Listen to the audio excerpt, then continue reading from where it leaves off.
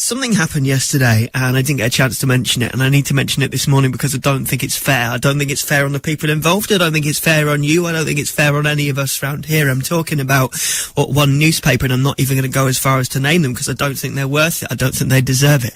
Put on the front cover yesterday. So we had the whole fair, which was amazing last week, and there were talks of astronomical numbers of people that came to visit Hull Fair. And over the whole thing, the police, the Humberside Police force, that had lots of officers there making sure we kept all safe. For the first time ever, there were armed officers there, more than anything to kind of reassure people after what's been going on in the country over the last 12 months or so.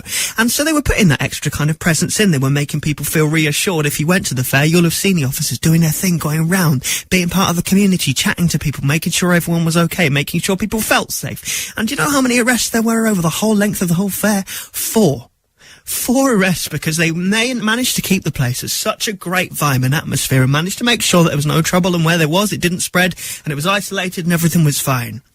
And one newspaper yesterday decided to run with their front cover this ridiculous story based on the fact that they had found some photographs. They'd found photographs that people had put on Twitter, and those photographs that Hull Daily Mail had used in a brilliant article about how what a wonderful job the police had done now. It was great to see them letting their hair down.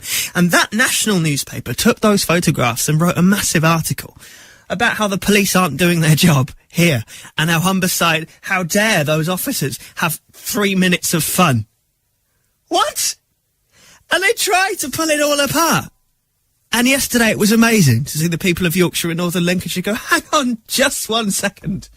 Did you even come? Did you even send anybody outside of London on a train all the way to the dim, dark northern place of Hull, where you've clearly never been, to come and see what was actually a brilliant moment, a brilliant week, a brilliant bit of fun, and wonderful to see the people that were keeping us safe? How dare they?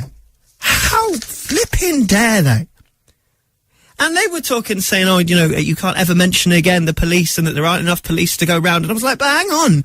The reason that people say, you know, when they've had a break in, the police can't come round straight away is because of the cuts by the party that paper told everyone to go and vote for. So I'm sorry for having a rant this morning, but I couldn't say nothing. And I had to say nothing all of yesterday. And today I was like, I need to talk about it, because I can't stand them.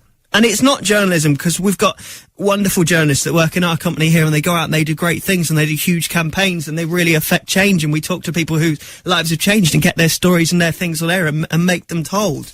But those people, how dare they? Coming up. Right, I need to climb off this horse. Little Mix, we'll check the latest on the roads as well next at Viking FM.